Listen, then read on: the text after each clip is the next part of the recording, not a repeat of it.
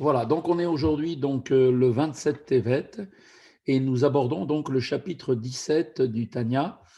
Et dans ce chapitre, on va revenir à nous expliquer ce qui avait été en fait annoncé au tout début du Tanya, une phrase assez extraordinaire où on disait que tout le Tanya était basé sur un passouk qui est un passouk très connu, qui est Kikarov elecha davar meod beficha bibafra la soto, que en fait cette chose était proche de toi, dans ta bouche, dans ton cœur, et pour la mettre en pratique. Donc on parle de quoi ici? On est en train de nous parler ici de ce qui est marqué en fait dans ce verset, et qui fait référence en fait à l'amour et à la crainte de Dieu cachés dans l'esprit et les recoins du cœur. Et cet amour caché suffit pour imprégner de vitalité les mitzvot qui sont accomplis et pour les élever. Donc maintenant, pour comprendre cela, on a amené ce verset-là qui est un verset qui est marqué dans le Deutéronome. A priori, ce verset affirme qu'il est aisé pour tout un chacun d'accomplir la Torah et les commandements avec les trois vêtements de l'âme, pensée, parole et action.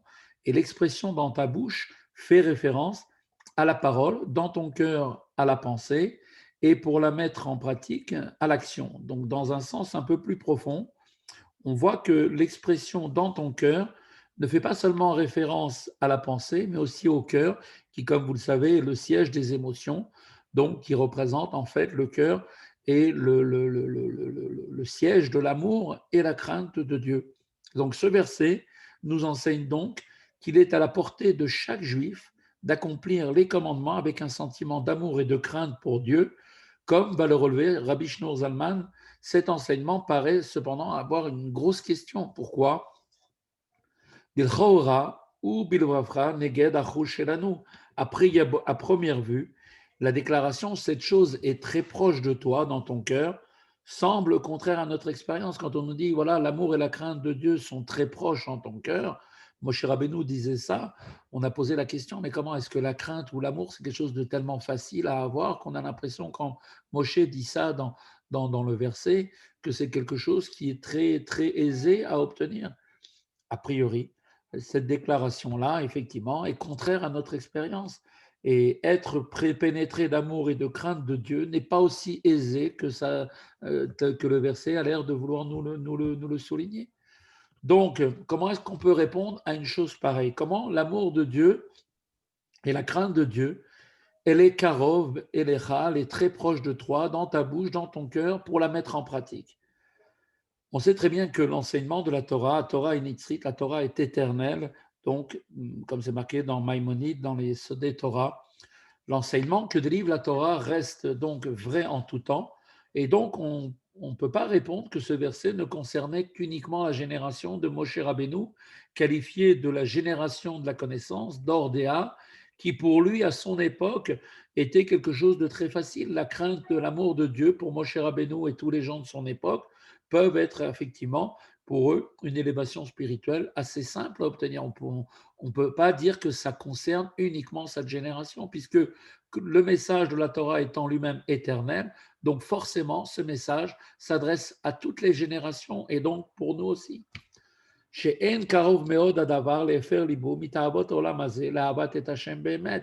l'expérience nous montre au quotidien, au contraire, que ce n'est pas une chose très proche que de changer l'orientation de son cœur, des désirs de ce monde que nous avons, vers un sincère amour pour Dieu, l'être humain étant par nature attiré par les plaisirs matériels.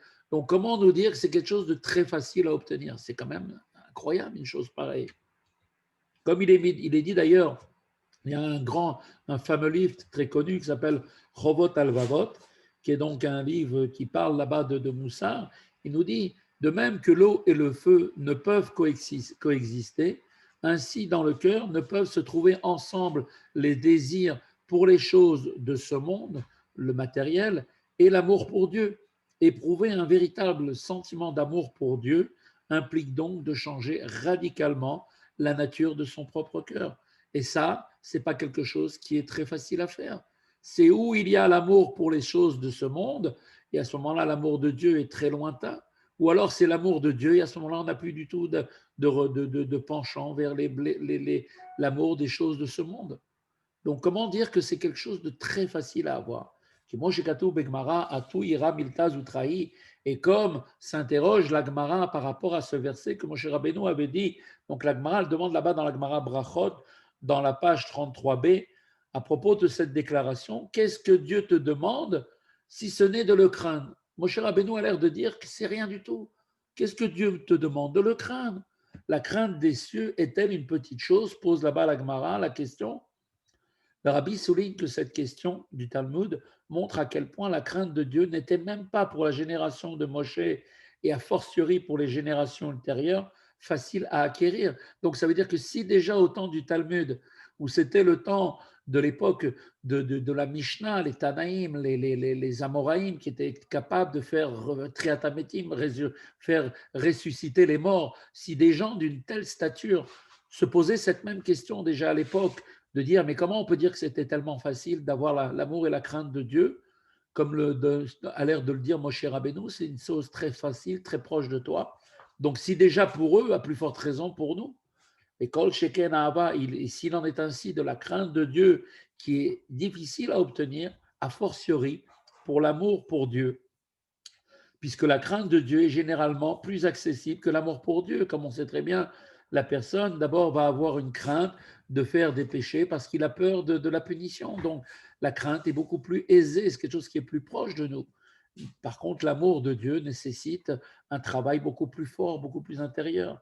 Ce n'est pas simplement l'expérience, mais également cette citation du Talmud qui semble contredire l'affirmation du verset qui fait référence à l'amour et à la crainte de Dieu comme à une chose très proche de nous. Comment on peut dire une chose pareille? De plus, nos chachamim ont dit dans Bereshit Rabbah que seuls les tzadikim ont le contrôle de leur cœur et sont à même d'éveiller un amour ou une crainte de Dieu dès qu'ils le souhaitent. Comme le rabbi le souligne, cette dernière citation du Talmud renforce encore plus la question. En effet, non seulement atteindre à l'amour et la crainte de Dieu serait difficile plutôt que très proche, mais bien plus encore, suivant cette citation, ces sentiments ne seraient pas à la portée de tous, mais seulement à la portée que seuls des tzadikim qui sont une minorité. Et pourtant, on voit que la Torah ne s'adresse pas seulement aux tzadikim, le message, il est pour tout le monde, il est universel. Comment donc pourrions-nous qualifier l'amour pour Dieu d'une chose qui est très proche de chacun d'entre nous, signifiant par là que chacun a le pouvoir de contrôler son cœur et de le détourner des désirs qu'il a naturellement pour les choses du monde vers un sentiment d'amour pour Dieu. Comment on peut dire une chose pareille? Comment c'est possible de dire ça? Hela de la soto en fait, il faut bien regarder maintenant un peu plus précisément la manière dont le texte a été écrit. En fait, l'expression qui est marquée ici, c'est marqué l'approche est cette chose est très proche de toi, qui karov adavar me'od beficha bilvafra la soto pour le mettre en pratique. Cela indique qu'il s'agit seulement de l'amour qui amène à l'accomplissement des commandements. Bien que cela ne soit pas un véritable amour au sens propre du terme, c'est de cet amour-là dont on parle. Ça veut dire qu'un juif a quand même une grande facilité du fait de sa foi, du fait qu'il possède en lui une parcelle de Dieu, du Dieu véritable. Eh bien, il a cette capacité malgré tout d'éveiller au moment où il va faire une action pour Dieu, faire une mitzvah, d'éveiller un amour pour l'action elle-même. On ne parle pas d'éveiller un amour qui va rester flamboyant comme il est chez les tzadikim de manière constante. On ne parle pas de ça. Rabbi Shneur Zalman interprète donc les mots, tu peux les mettre en pratique, la soto, comme précisant effectivement le sens de l'expression précédente, car cette chose est très proche de toi. Quelle chose? Dans ton cœur. De quoi parlons-nous ici? Eh bien, on parle en fait de cette forme d'amour à laquelle il est facile d'accéder. On parle de l'amour qui conduit à l'action. Tu peux la mettre en pratique. Pour faire une mitzvah, ça nécessite un acte d'amour, mais qui est un acte d'amour naturel qui existe chez chaque juif. Un juif, il a un amour pour Dieu de manière naturelle. Donc, dès lors que le sens de l'ordre même des mots du verset apparaît dans ta bouche, d'abord c'est marqué la soto beficha dans ta bouche, ou bilvafra est dans ton cœur, Pour le mettre en pratique là à Soto, il est certes ici qu'il fait référence aux trois vêtements de l'âme qui sont la pensée, la parole et l'action, dans la mesure où il n'est ni en fait d'une manière montante, action, parole et pensée, ni descendant, pensée, parole, action. En l'occurrence, la faculté qui est la faculté de milieu, qui est la parole, est mentionnée la première, suivie ensuite de la pensée dans ton cœur, et enfin dans l'action, tu pourras la mettre en pratique là à Soto. À la lumière maintenant de l'interprétation que nous donnons ici, le sens de cet enchaînement devient clair. L'expression, tu peux la mettre en pratique, la Soto, définit et qualifie les mots dans ton cœur, bilvafra. Et en d'autres termes, qu'est-ce que vient nous dire ici le verset? Que l'amour dont il est question dans ce verset, auquel renvoient les mots dans ton cœur, bilvafra, et celui qui conduit, c'est cela même qui conduit à l'action, la soto, désignée par l'expression, tu peux la mettre en pratique. En fait, Shei Reuta Deliba, Shebetalumot Lev Gam Ki Ena Beit Galut Libo Kerash Peesh, et c'est-à-dire, on parle ici, en fait, de cet amour qui est dans le cœur de chaque juif, qui est dans les recoins de son cœur, qui, même s'il ne brûle pas de manière dévoilée, ce n'est juste simplement qu'une petite flamme qui est comme ça, qui est là, eh bien, même s'il n'est pas de manière dévoilée comme un feu ardent, comme c'est le cas pour les tzadikim, eh bien, malgré tout, cet amour-là peut cependant conduire à l'accomplissement des commandements.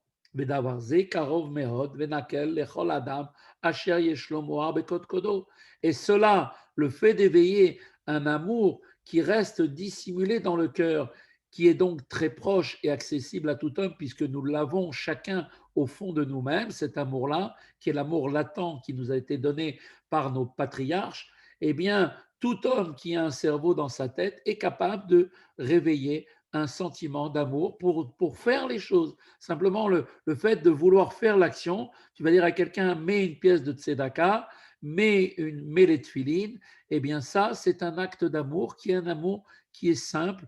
Pourquoi? Parce qu'il existe chez chacun d'entre nous. On n'a pas besoin de susciter tellement d'efforts pour le révéler parce que cet amour-là, il est là comme une petite flamme qui est là au fond de nous, qui est cet amour latent pour Dieu.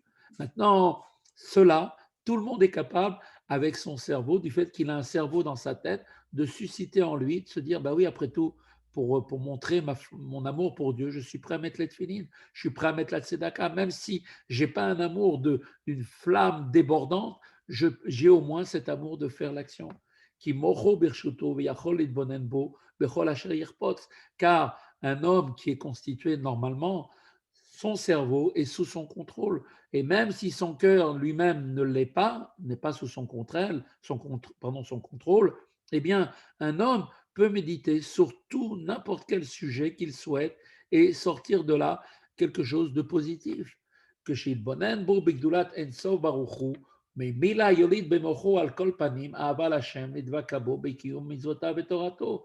Et donc, si un juif va méditer sur la grandeur de Dieu, plus ou moins, selon le temps qu'il va y consacrer, eh bien, il va engendrer dans son cerveau, au moins, déjà au niveau du cerveau, même si ce n'est pas descendu au niveau dans son cœur, malgré tout, il va susciter un amour pour Dieu et va désirer s'attacher à lui par l'accomplissement de ses commandements et l'étude de sa Torah. Et c'est ça tout le but de se préparer avant d'accomplir une mitzvah, avant de prier. Cette préparation-là est un moyen de réveiller en nous cet amour qui est latent, qui est là comme cette flamme qui n'attend que simplement qu'on la rallume. וזה כל האדם, כי היום לעשותם כתיב שהיום הוא עולם המעשה דווקא, et c'est là ce que nous dit effectivement dans le livre de Shlomo Ameler, c'est marqué là-bas dans l'Ecclésiaste, et c'est là toute la raison même de l'étude de la Torah et de l'accomplissement des mitzvot, c'est ça même toute la finalité de l'homme, car il est dit, comme c'est marqué là-bas dans le Deutéronome, tu garderas ce que je t'ordonne en ce jour pour l'accomplir. L'expression en ce jour fait référence à quoi? Exclusivement à ce monde qui est le monde de l'action. Donc Rabbi Shneur Zalman insiste ici sur le fait que l'objectif premier du commandement d'aimer Dieu ne réside pas dans l'amour lui-même, c'est pas de réveiller un amour pour Dieu qui est le commandement concret. Qu'est-ce qu'on demande à un juif? On demande que cet amour concret va se concrétiser dans l'accomplissement sincère d'un commandement qui va être inspiré par cet amour. Car l'essentiel de ce monde, c'est le monde de l'action. On est dans le monde de l'action et non pas dans un monde virtuel. Donc toute la finalité d'un juif, c'est de réveiller en lui un amour qui va l'amener à agir. Parce que si cet amour-là reste simplement que de manière virtuelle, on n'aura absolument rien accompli. Pour le machar, qui est moshkatu b'makom acher, et c'est seul le lendemain, c'est-à-dire qu'est-ce que ça veut dire le lendemain? Donc aujourd'hui pour le faire, et le lendemain, c'est-à-dire le monde futur. En fait, le monde futur qui est le temps de la récompense, comme c'est marqué dans la Gemara Hérouvin, comme cela sera expliqué par ailleurs. Ainsi, qu'est-ce qu'on voit effectivement? C'est que l'amour véritable pour Dieu, s'il constitue une récompense partielle du service de Dieu, n'a pas dans la vie ici-bas le caractère essentiel et primordial de l'accomplissement des commandements. Il suffit pour cet accomplissement d'un amour même dissimulé dans l'esprit et dans le cœur. Et c'est donc à cette forme d'amour que fait référence le verset, cette chose qui est très proche de toi dans ton cœur, tu peux la mettre en pratique, un amour qui, malgré son défaut d'expression dans le cœur, va suffire pourtant pour conduire à l'accomplissement des commandements. C'est d'ailleurs la raison pour laquelle, quand par exemple on met des tefilines à quelqu'un qui n'a jamais mis les tefilines de sa vie, eh bien, il va accepter. Pourquoi il va accepter? Parce qu'on a réveillé en lui l'amour qu'il a profondément caché en lui, qui est l'amour pour Dieu. Et donc, qu'est-ce qui compte? C'est qu'il va mettre les tefilines. Et on dit que un exemple, c'est que si quelqu'un est un très grand chacham et qui va expliquer tous les secrets concernant la Kabbale de ce que représentent les tefilines, les unions que ça provoque là-haut dans le ciel, mais qu'à la fin de la journée, il n'a pas mis les tefilines, alors qu'un petit simple juif, on vient, on lui demande, et il n'était même pas préparé pour ça, il passe comme ça dans la rue, on lui dit, viens mettre les tefilines, et qu'il accepte. Pourquoi il accepte? Parce qu'on a réveillé un amour qui est concret, qui va se révéler dans le concret de l'action. Et c'est ça dont parle effectivement le verset, cet amour pour réveiller en toi cette envie de concrétiser donc les choses au quotidien, eh bien c'est un amour qui est facile d'obtenir chez chacun d'entre nous. Donc comment cet amour mène-t-il à l'accomplissement des commandements? Eh bien cette question est maintenant étudiée. Comme il est dit, והמואר שליט בטיבו בתולדותו על חלל השמאלי שבלב ועל פיו כל האיברים שהם כלי מעשה. Le cerveau, n'oublions pas, le cerveau maîtrise de par sa nature innée le côté gauche du cœur. On voit très bien que physiologiquement, le cerveau, la tête, se trouve en haut du corps. Pourquoi est-ce qu'il est en haut? Parce qu'il a une force, le cerveau, de pouvoir influencer tous les membres du corps. Et donc, parmi les membres, il y a aussi les organes que sont le cœur, qui lui-même est le siège de l'âme animale dont sont issus les désirs des choses du monde et des mauvaises pensées. Donc, le cerveau peut maîtriser le cœur. Il a aussi le pouvoir de maîtriser la bouche et les autres membres du corps qui sont les instruments de l'action. Donc, celui qui a en son esprit au moins dans son esprit, parce qu'il a réveillé par une prise de conscience un amour pour Dieu et un désir d'accomplir les commandements, pourra ainsi, en vertu de la domination naturelle qu'a l'esprit sur le cœur, le cerveau sur le cœur, eh bien, il pourra lui-même commencer à réfréner les désirs de son cœur et à motiver sa bouche et les autres membres de son corps à étudier la Torah et à accomplir tous les commandements. Ceci peut être achevé par tout homme, même si au contraire du tzaddik, il n'a pas le contrôle de son cœur. Parce que quand il a réveillé cet amour, qui est un amour qui est pour chaque juif, eh bien cela suffit uniquement pour pouvoir lancer chez lui l'envie d'agir. Voilà, c'est ici que se termine le cours d'aujourd'hui.